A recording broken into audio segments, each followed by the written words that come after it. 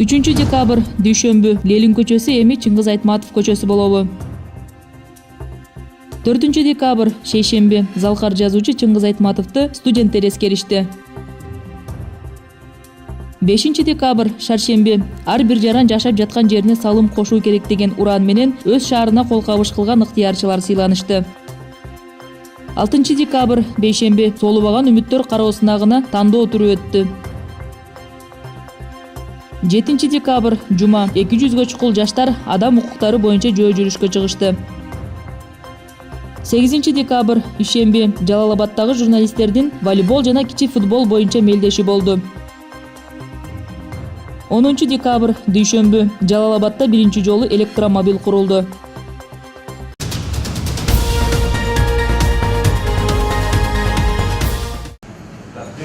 Жалал-Абад шаардык кеңешинин депутаты Шайырбек Ташиев болуп өткөн сессияда Жалал-Абад шаарынын Борбордук Ленин көчөсүнүн аталышын Чыңгыз Айтматовдун ысымына өзгөртүү сунушун көтөрүп чыкты. Бир катар талаштардан кийин депутаттар өзгөрсүн деп добуш беришти. Бирок буга айрым депутаттар жана шаардык мэриянын жетекчилери тактоо киргизгенге аракет кылышты. Анткени Кыргыз Республикасынын өкмөтүнүн буга чейинки токтомуна ылайык көчө жана объектилерге коюлган ысымдарга өзгөртүү 2020-жылга чейин тыюу салынган.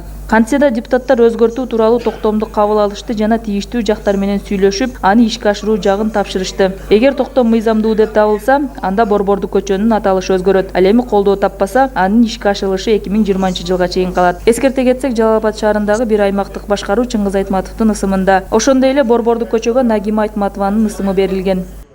Биз бүгүн Жалал-Абад шаардык кеңешинин депутаттары Чыңгыз Айтматовдун 90-жылдыгына карата биздин эң чоң шаарыбызда эң чоң көчө болгон Ленин көчөсүнү Чыңгыз Айтматов атындагы көчө деп ыйгардык да. Президентибиз да колдоп кеткен. Ар бир шаарларда, айыл өкмөттөрдө, райондордо чоң кең анан кийин центральный борбордук көчөлөрдүн атыны Чыңгыз Айтматов көчөсү кылып коюңуздар, мүмкүнчүлүк болсо деп айтканда. Мына бүгүн шаардык кеңештин сессиясында биздеги Ленин көчөсүн, Чыңгыз Айтматовдун көчөсүн ыйгаруу боюнча шаардык кеңештин депутаттары демилге кылып шаардык кеңеште чечим кабыл алышты. Өкмөттүн токтому бар, аты бар көчөлөргө жаңы ысымды ыйгаруу боюнча убактылуу чектөө мораторий бар. Эми бүгүн кабыл алынган чечимди тийиштүү тараптарга жөнөтүлөт. Эгерде бул демилгеге макул болгон болсо, ушул демилге ишке ашып кетет.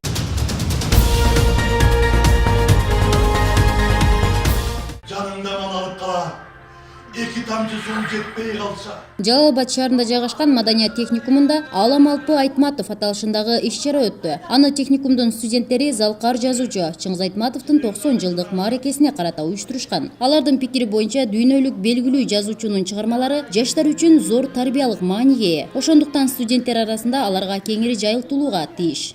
Чыңгыз Айтматов атабыздын чыгармаларынан көптөгөн тарбиялык жактары жакшы. Тарбиялык жактарынан көптөгөн бир эле кыргыз эл эмес, башка түрк элдерин көбүн тарбиялык жактан тарбиялап ушул күнгө чейин жеткирип келет десем болот. Эгер жакшы болот эле башка окуу жайлар менен өткөрсөк, биз ар дайым даярбыз башка окуу жайлар менен өткөргөнгө. Бул адабий жана маданий иш-чарада Чыңгыз Айтматовго жана анын чыгармаларына арналган обондуу ырлар, чыгармаларынан көркөм окуу жана жазуучунун китептеринин көргөзмөлөрү уюштурулган. Көргөзмөдөн жаштар ойчул жазуучунун чыгармачылыгы тууралуу кеңири маалымат ала алышат. Мына биз ааламдын жазуучусу Айтматов деп бекерге теманы койгон жокпуз. Себеби биздин Чыңгыз Айтматов бул ааламдын жазуучусу. Ушул теманын аркагында Айтматовдун 90-жылдыгына карата маданий иш-чара уюштурулуп атат. Маданият техникумунда анын чыгармаларынан бир канча үзүндүлөрдү даярдаганбыз. Ошол Айтматовдун чыгармаларына арналып жазылган ырлардан студенттерибиз аткарып атышат. Эске сала кетсек, Жалал-Абад шаарында Чыңгыз Айтматовдун 90-жылдык мааракесин утурлап, мектептерде, окуу жайларында жана мекеме ишканаларында ар кандай иш-чаралар өткөрүлүүдө. Ал эми Маданият техникуму Чыңгыз Айтматовго арналган маданий жана адабий 3 жолу иш-чаралар уюштурулду. Жумагүл Закирова, Улукбек Баймырзаев, Жалал-Абад шаары.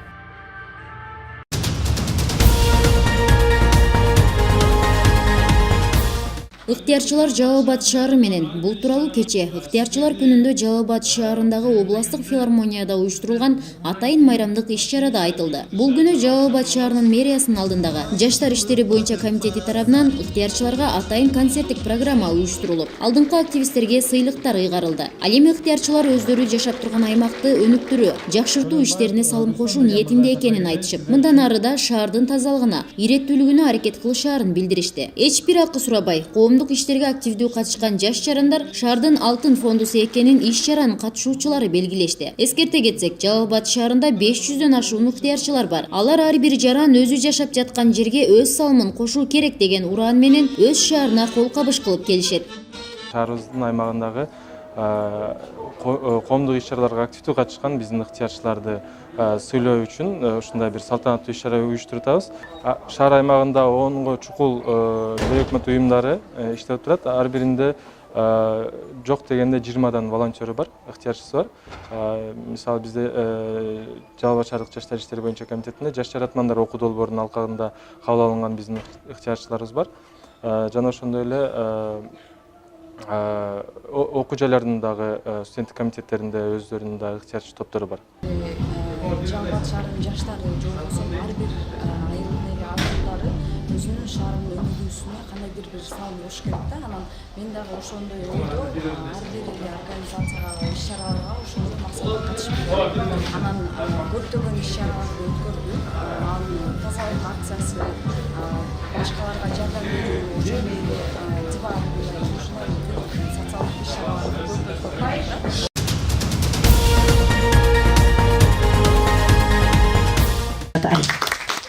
Жалал Абад шаарында мүмкүнчүлүгү чектелген жарандардын арасында жыл сайын өтүүчү соолуу басым үмүттөр кароо сынагына тандоо туру өттү. Ага Созак районунда катталган мүмкүнчүлүгү чектелген атуулдар да катышып, жалпы 20дан ашуун конкурсанттар ат салышты. Аталган конкурска карата областын бардык район шаарларында тандоо жүрүп жатат. Ар кайсы аймактан келген таланттуулар 13 декабрь күнү Барпалыкулов атындагы драма театрда финалда жарышат. Жалал Абад шаарынан катышып жаткан аярлуу таланттууларды музыкалык аспап, форма, медициналык тейлөө, жол коопсуздугун сактоо маселелерине Жалал Абад шаар мэриясынын социалдык өнүгүү бөлүмү жакындан көмөк көрсөтүштү. Ал эми катышуучулар ыр-бий, фольклордук чыгармаларды аткарып, Чыңгыз Айтматовдун чыгармаларынан монолог, манас айтып, өз таланттарын көрсөтүштү. Эске сала кетсек, учурда Жалал Абад шаарында 3 декабрь майыптарды коргоонун эл аралык күнүнө карата 15 ноябрдан 15 декабрга чейин биз баарыбыз биргебиз аттуу акция жүрүп жатат. Үйрөтүп, бизди уюлдурчу колдоп, анан биз дагы өзүбүз аракет кылып чыгарып, ошондой бийлерди эң алдыга максатка койгон нелерибизди кылгыбыз келет. Мен дагы апам үйрөтүп турчу, анан өзүбүз дагы бий чыгарганды жакшы көрөбүз. Анан эжекелерибизге дагы бизге бий үйрөтүшөт. Эжекеме рахмат айтам. Негизинде бул сынакта азыр тандоо түрүндө Чыңгыз Айтматовдун 90 жылдыгына арналган чыгармаларынан үзүндү болуп жатат. Өздөрүнүн жеке өнөрлөрү көргөзүлүп жатат.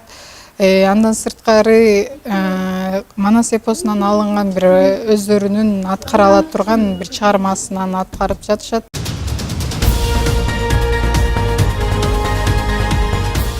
Жалал Абад шаарындагы 200гө чукул жаштар адам укуктарынын жалпы декларациясы кабыл алынгандыгынын 70 жылдыгын белгилеп жөө жүрүшкө чыгышты. Бул акцияны Кыргыз Республикасынын кыйноолорду алдын алуу боюнча улуттук борбору өлкөнүн 7 дубанында уюштурду. Ал эми Жалал Абад шаарындагы жүрүштү өткөрүүгө жергиликтүү бийлик жана күч органдары жакындан жардам берип, кол кабыш кылышты. Иш-чарага жогорку окуу жайларында юриспруденция кесибин окуп жаткан студенттер тартылды. Анткени алар келечектеги укук коргоочулар катары адам укуктары тууралуу азыртан жакшы билиши керек. Адам укуктарын жар салган ураан жазууларды көтөрүп чыккан топ жаштар шаардын бир четинен борбордук аянтка чейинки аралыкты басып өтүштү. Эске сала кетсек, адам укуктарынын жалпы декларациясы 1948 жылдын 10 декабрында Бириккен Улуттар уюмунун башкы ассамблеясы тарабынан кабыл алынган. Бул декларацияда жазылып тургандай ар бир адам тилине, динине, денесине, жашаган шартына карабастан мыйзам алдында бирдей деп көрсөтүлгөн. Адам укугун коргоо күнү менен баарыңарды куттуктайм. Бул кесипти биз өзүбүз сүйүп, ушул кесип менен келечекте иштейбиз деп бул кесип тандап алганбыз. Ошондуктан бул жерге бүгүн баардыгы өз каалоосу менен келди. Бул жерден биз эмне алдык? Бүгүн бул майрамды көбү да билбесе керек эле. Анан ушул майрамды бүгүн биз биринчиден билдик, экинчиден стимул алдык. Азыр айтылып кеткен сөздөр. Биринчиден өзүңөр укугуңарды карагыла. Бир өзүң укугун карасаң, анан гана башка бирөөнүн укугун коргой аласың да.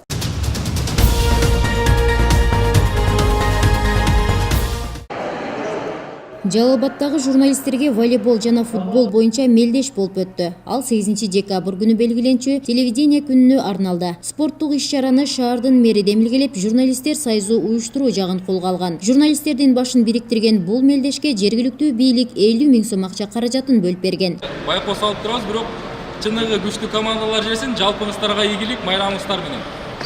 Кала башчысы Мураталы Тагаев журналисттердин маалымат жагынан дайым колдоп, шаар үчүн өз салымдарын кошуп келгенин баса белгиледи. Ал журналисттерге ийгиликтерди каалап, мындан ары да коомду өнүктүрүү багытында чогуу иштегенге чакырды. Шаарыбыздагы журналисттердин ортосунда ушул ынтымакка, биримдикке чакыруу максатында, ушул жергиликтүү бийлик менен тыгыз иш алып баруу максатында бүгүнкү күндө ушундай иш-чара болуп турат. Буга чейин мындай иш-чара болгон, бирок тилекке каршы бүгүнкүдөй деңгээлде баягы болгон эмес. Жалпыстан болуп ошол 50 000 сомго жакын каражат бөлүндү. Спорттук иш-чара кыздар арасында волейбол оюну менен башталды. Жалпысынан 4 команда түзүлүп, анда журналисттерден 3 команда болсо, шаар мэриясында иштеген кыздардан 1 команда кошулду. Оюндун жүрүшүндө жеңишти мэриядан түзүлгөн команда жеңип алды. Бүгүн биз ушул телевидениенин күнүнө карата барыбыз чогулуп отурабыз. Ушул бүгүнкү мелдеш бул достук мелдеши, ушул журналисттер жана телевидениенин кабарчылары менен биргеликте ушул бүгүнкү күндө мелдеш өткөрүп атат. Бул мелдеште ким утуш, бул башкы эмебиз эмес, биз мүдөбүз эмес, эң башкысы биздин достук беттешибиз. Ушул учурдан пайдаланып, мен ушул телевидениенин кабарчылары, жалпы эле журналисттерди ушул келаткан майрам менен куттуктап кетем. Негизи бул оюн аябай кызыктуу өтүп атат. Бул массалык маалымат каражаттарынын өкүлдөрү негизинен күнү жумуш менен алектенет да. Мындай спорттук иш-чарага дээрлик катыша бербейт, убактылары жок. Албетте бүгүн кыздар арасында биз ойнодук, бирок ушул спорт менен дос болуп, дайым ушул кандай десем, топ ойноп, же кандай учур болбосун, биз спорт менен айлек болуп туруу керек экенин, зарылдык экенин бүгүнкү спорттук иш-чара деле көрсөтүп койду да. Бул спорттук иш-чара журналисттер менен бийликтердин ортосунда гана эмес, журналисттердин ортосунда ынтымакты чыңдоого, ден соолукту бекемдөдө маанилүү экени белгиленди. Ал эми катышуучулар мелдештердин жогорку деңгээлде уюштурулганын билдиришти. Мына бүгүн телерадио кызматкерлеринин деги эле журналисттердин майрамынын урматына шаардык мэрия жакшы футбол жана волейбол оюндарын уюштуруп беришип атат. Буларга чоң рахмат айтабыз. Дайыма ушул журналисттер менен тыгыз иштөөдө мэрия өзүнүн бир артыкчылыктарын көрсөтө баштады десек жаңылышпайбыз. Оюн кызуу жүрдү, ынтымакка, биримдикте уюшкандыгы баардыгы көрүнүп турду да.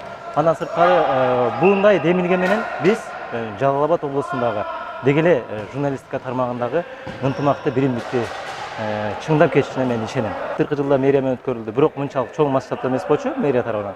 Мына быйылкы жылы чоң масштабта өттү. Себеби бул жерде 7 команда күч сынашты. Кыйындар жеңип атат. Негизи оюндун жүрүшү эң сонун.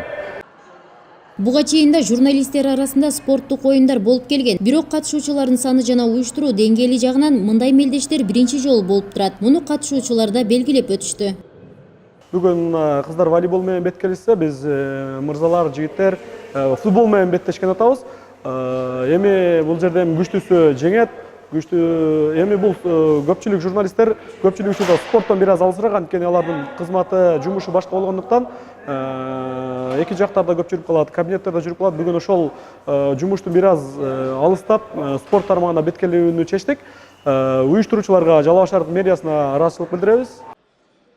Мелдештер майрамдарга карата гана эмес, деги эле ден соолукту чыңдоо жана ынтымак ырашкерликти бекемдөө жагынан дайыма уюштурулушу керек. Эми областтык журналисттер союзу ушул жагынан көңүл бура турган болду. 4 команда бул аялдар арасында волейбол болсо, 7 команда эркектер арасында кичи футбол боюнча таймашты. Мындан кийин да ойноп туралы, чогуу ушундай спорттук иш-чараларды өткөрөлү деген демилгелер болуп атат. Албетте журналисттер союзу мындан кийин дагы спорттук болобу, маданий болобу, башка иш-чараларды уюштуруп турат. Майрам күндөрү эмес, башка убакта дагы. Бул ошол кесиптештер арасында, журналисттер арасында дагы ынтымактыкты, бири-бирине болгон мамилени чыңдайт жана бекемдейт деген чоң үмүт бар. Жалал Абадтагы журналисттер жамаатынын командаларынын ортосундагы спорттук таймаш курч мүнөздө өттү. Өнөктөштөрдүн катарында Мегаком компаниясы да жергиликтүү бийлик журналисттер менен чогуу иштешүүгө даяр экендигин билдирди. Азыр негизи бизде планда бар. Жакшы бир мааракелерди биргеликте өткөрмө. Жалпы журналисттер менен биринчи жолу мэрия аркылуу, мэрияга чоң рахмат, ушул иш-чараны инициировать этип, биринчи жолу өткөрүп атат. Биз бул иш-чараны колдоп бердик. Жалал Абад шаарынын мэри алдыга озуп чыккан командаларды куттуктап, байгелерди ыйгарды. Аны менен эле чектелбей, Жалал Абад шаарынын мэриясы кесиптик майрамды белгилеп, алдыңкы тележурналисттерге мэриянын ардак грамоталарын, ыраазычылык каттарын тапшырды. Калдарыңызга рахмат. Бүгүн улуу дебей, кичүү дебей, мен ойлойм, жакшы бүгүнкү иш-чара жакшы эле болду. Жүз көрүшпөгөндөр жүз көрүшүп, топ терип, баарлашып, жакшы бир самалык болду деп ойлойм. Эң негизгиси баардык калыс болсо деп ынанасыңар да баарыңыздар, туурабы? Ошон үчүн сиздердин дагы бир жолу бүгүнкү кесиптик майрамыңыздар менен ушул мэриянын атынан, шаар кеңешинин депутаттарынын атынан, деги эле ушул жергиликтүү бийликтин атынан куттуктайбыз. Мындан ары дагы ушундай иш-чаралар биздин арабызда болуп турсун. Бул жакшы көрүнүш, жакшы самалык деп мен ойлойм. Спорттук мелдешке жалпысынан 11 команда катышып, алардан 4 кыздардын волейбол командасы болду. Футбол боюнча 7 команда түзүлүп, футболдон баш байгеге 7 каналдын жигиттери жетсе, 2-орунга шаар мэриясынын командасы жетишти. Ал эми волейболдон шаар мэриясынын кыздары 1-орунду ээлешти. Жумагүл Закирова, Улукбек Баймырзаев, Аскар Сабаев, Жалал Абад шаары.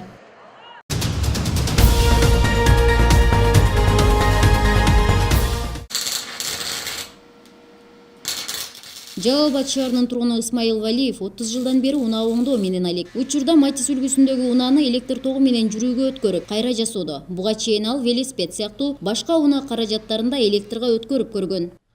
Şu elektr менен жүрө турган нерселерге кызыгыш уйгалды. Ошон менен биринчи тикоду жасадым. Анча кыйынчылык болду. Тетиктер жетишпеслиги, аккумулятор жок.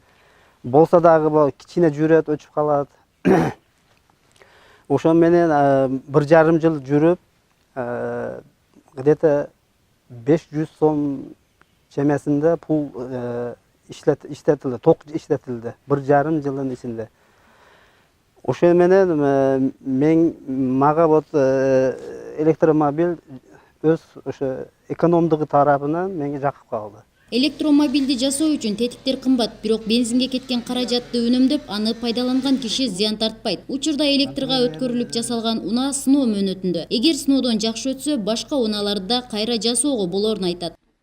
Пландарыбыз эми ушул документи, эгер документтери оңой жолго коюлган болсо, анан биз запчасттарды ошо электромобилге өткөрүүгө ыңгайлуу тетиктерди арзаныраак жерден таба алган болсок, ошол жакынкы 3-4 жылдын аралыгында мисалы ошол биздин өзүбүздүн эле Жалал Абад шаарында мисалы көбөйтөлү деген максаттар бар.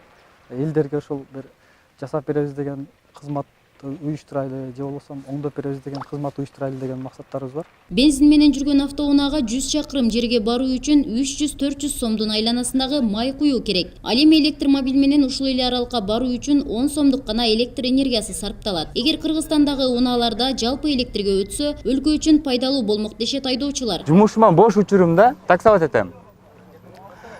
Тапкан акчамын, такси кылып тапкан акчамын тең жарым көп эле бензинге кетип калат.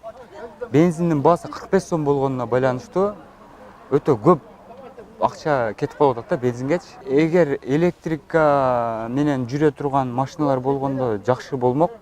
Электрика менен жүрө турган болуш үчүн ошол столлор ачылып, ошол заправкалардагы ошол электрик менен заправка боло турган болсо, биз көбүнө эле жакшы болмок да.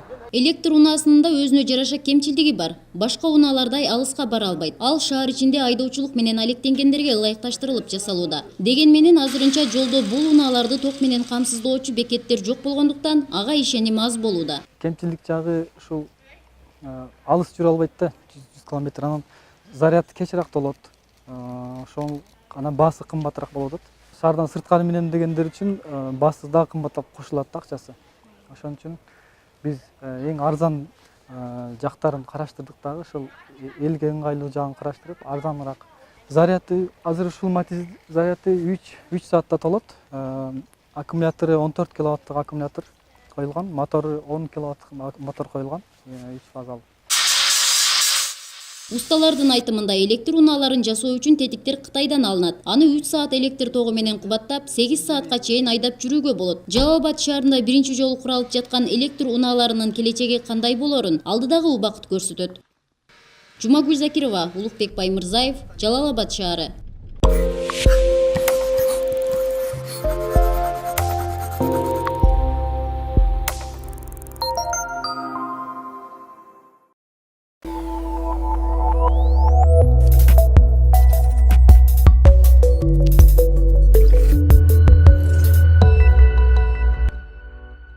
Саламатсыздарбы, урматтуу теле бүгүн биздин маегибиз грипп жана кызамык оорулары боюнча болмокчу. Көпчүлүк учурда мына ушул ооруларды жөн гана көңүл кош мамиле кылып коюшат. Ал эми мына ушул оорулардын азыркы учурда кандай өсүү темпи же болбосо кемидүүбү мына ушул боюнча кеңири маалымат алабыз. Ал эми бул боюнча бизге Жалал Абад областык үй бүлөлүк медицина борборунун жетекчисинин ордун басары Пратова Кадижа Райымжановна айтып бермекчи. Саламатсызбы? Саламатсыңарбы, урматтуу теле көрүүчүлөр? Алгачкы эле суройм, кызамык оорусу жана грипп оорусу боюнча областта кандай абал, шаарда кандай болуп атат, өстүбү же болбосо кемидүүбү мына ушулар боюнча айтып бересиз. Бүгүнкү күндө мына биздин журналисттерибиз ушундай эки орчундуу чоң маселени көтөрүп, ошо орчундуу маселеге суроолорду берип атат. Бул экөөнү тең бирден айтып кетиши туура, бирок мен азыр биринчи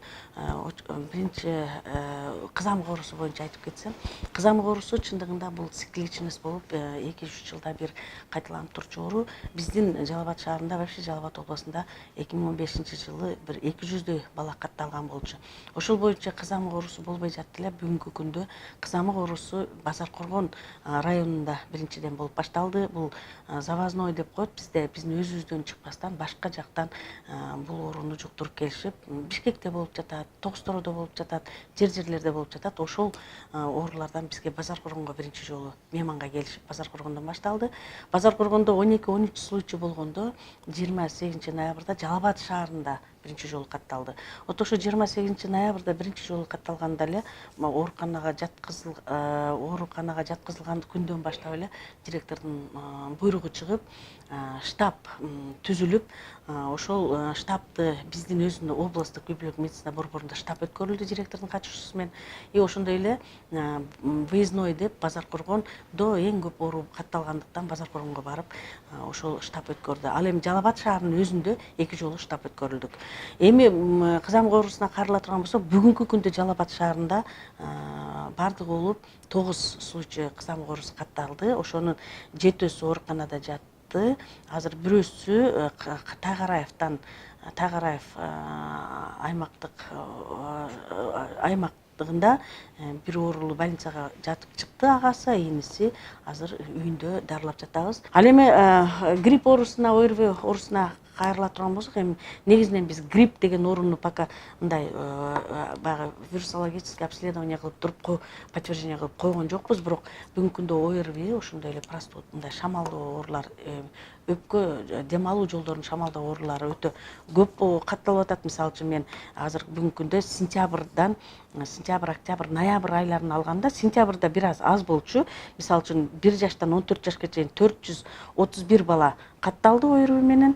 Ал эми 1 жашка чейинки 66, 1 жаштан 5 жашка 245, чоңдор 176. Бул сентябрь айында эле болчу, бардыгы 607 болчу. Ал эми октябрь айында, ноябрь айында бул оорубуз 2528ге жетип атат. Негизи мына ушул кызамык оорусунун алгачкы белгилери кандай болот? Ошондой эле гриппте кандай болот?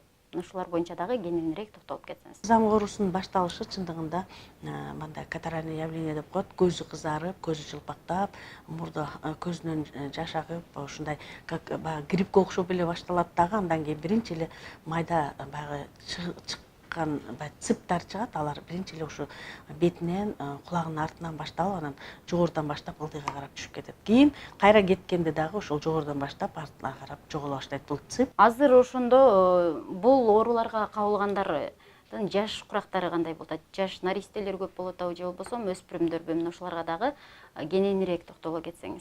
Бул оорунун эң мындай коркунучтуу белгиси бул көбүнчө жаш балдарда болот. Анан коркунучтуу белгиси бул багы осложнениясы көп болот, пневмония оорусу болушу мүмкүн да. Ошондон биз кызамык оорусу болгондо көбүнчө ошо осложнениясынан коркобуз. Осложнение болгондо балдарды жогото алабыз деп. Негизинен балдар ооругандыктан бул оору ошон үчүн көбүрөөк актуальный болуп эсептелип атат. Ал эми 1 жашка чейинки 66, 1 жаштан 5 жашка 245, чоңдор 176. Бул сентябрь айында эле болчу, бардыгы 607 болчу. Ал эми октябрь айында, ноябрь айында бул оорубуз 2528ге жетип атат. Bunun içinden 2005'i balдар 1 жаштан 4 жашка чейин, 1 жашка чейин 555'и, 1 жаштан 5 жашка чейин 1000 оорулук каттады, среди мына взрослых чоңдордун арасында 523 бала оорулук катталды. Ал чоңдор 21%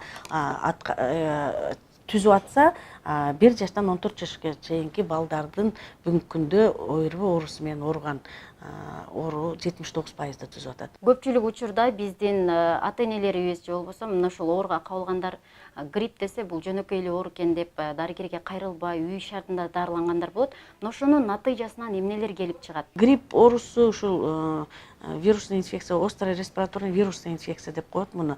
Бул вирус негизи вирус ушул учурда сезону ушул учурда.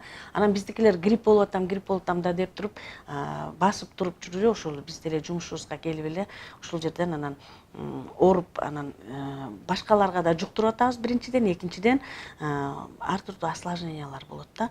Мындан дагы осложнение болушу мүмкүн, мындан дагы пневмония болушу мүмкүн балдарда, башы оорушу мүмкүн, вирусный менингиттер болушу мүмкүн. Булардын эң немеси анан эң немеси инфекционный миокардит деп жүрөккө осложнение бериши мүмкүн да. Анан биздин балдарыбыз көбүнчө ушундай оорулардан, осложнениялардан балдарыбызды жогото алышыбыз мүмкүн да. Ал эми бул кызамык ооруган балдарга биз дайыма айтып кетет элем, ушул учурдан пайдаланып, кызамык оорусуна каршы прививкаларды азыр бүгүнкү күндөрдө деги эле кызамык оорусу көп ооруларга каршы прививкаларды албай коюп жатышат да. Мына ошол эгерде кызамык ооруларын албай койсо, оорусуна каршы прививканы бул биздин Кыргызстан мамлекети ушундай кембагал мамлекет болсо дагы болбой эле алтынга тете болгон мындай алтын менен бааланган прививкаларды биздин Кыргызстан сатып алып келип атат. Баягы сатып алган бекер болгон дарынын эмеси жок, кадыры жок дегендей мына сатып алып келип биз жасап атсак дагы көп отказчиктер болуп атат. Өтө көп ошо эмеден прививкадан отказ берди. Ошондой эле кызамык оорусунан отказ берген балдар өтө оор акыбалда ооруп атат. Ал эми кызамыкка каршы укол алган балдарда болсо бир аз болсо дагы жеңил болуп, без осложнения, даже ата-энеси аллергия болду окшойт деген деп эле мындай бир аз чыгып туруп эле өтүп кетип атат да. Кызамык жана грипп оорусунун алдын алуу боюнча үй шартында негизи туура кантип чара көрүш керек? Канткенде мына ушул оорулардын алдын ала алабыз. Грипп менен ооруса, ошо вирусный инфекция менен ооруса, эң алдын алып, үйдү таза, влажный уборка кылып, таза кылып, суу менен таза жууп, анан тез-тез үйдүн баягы айнектерин, форточкаларын ачып, анан ошо витаминдүү, күчтүү тамактарды жеп, анан ошо гриппке каршы өзү дарылар аябай көп азыр, вирустук ооруларга каршы ошолорду ичип, үйүндө бир 2-3 күн эгерде оронуп жатып, жакшы өзүн караса, биринчиден, экинчи башка адамдарга да жуктурбайт деп болчу, экинчиден баягы өздөрүндө дагы осложнение кабылдоолору болбойт эле да. Биз ушу жарандарга ошондон кайрылып кетет элек, эгер мүмкүн болсо ушу ооруну алдын алса. Биздин бүгүнкү күндө биздин үй бүлө дарыгерлер топторунда ушу грипп сезонуна өтүп, элде бар жерлерде объявленияларды илип, грипп оорусу болсо каяка биринчи кайрылыш керектигин айтып, анан мектептерге кызамык оорусу менен, анан грипп оорусу менен диктанттарды биздин ар бир үй бүлө дарыгерлер өзүнө бөлүнгөн мектептерге барып диктанттарды жаздырып жатышат да. Биз бул боюнча да жыл сайын сентябрь айында директордун буйругу чыгып, иш пландарын, иш чараларын түзүп, ошо иш чаралардын ичинде эми баягы группа риска дагы тез ооруй турган балдарды, оорулууларды, анан кийин жанагы боюнда бар аялдар, кары картаңдар, анан дайыма ооруу менен тез контактта боло турган көп жерлерди, көп оорулуулар менен контактта боло турган медициналык кызматкерлердин биз гриппол деген гриппке каршы прививканы жасайбыз да. Быйыл деле ушул мына 1 ай мурда гриппол жасаганбыз. Бирок грипполдун мындай эмеси аз болгондугуна байланыштуу биз ошо бир гана ошо группа рискадагы, анан 1 жашка чейинки балдарды, кары картаңдарды, инвалидтерди прививка жасаганбыз. Бүгүнкү күндө азыр дагы көп дозалуу вакцина келген. Бүгүнкү күндө ошону да тактап атабыз. Кимдерге беришибиз керек? Анан бу иммунитет жакшы болуш үчүн ошол бир бергенибизден кийин 1 айдан кийин экинчи жолу дагы ошолорго берип койсок иммунитет жакшы болот эле да. Бул ооруга чалдыккандан кийин мындай өтө орчундуу ооруларга айланып кетүү коркунучу жокпу? Бул жагынан кандай болуп атат? Негизи вирус деген бул башка мурда ооруп жүргөн оорулардагы хронический бронхиттер бар, мисалы үчүн башка ооруларды күчөтүшү мүмкүн. Толук мүмкүн. Маегиңизге чоң рахмат. Урматтуу телекөрүүчүлөр, бүгүн биз кызамык жана грипп оорулары боюнча сиздерге маалымат алып бердик. Ал эми биз сиздер менен коштошобуз. Кайрадан эфир аркылуу көрүшкөнчө саламатта калыңыздар.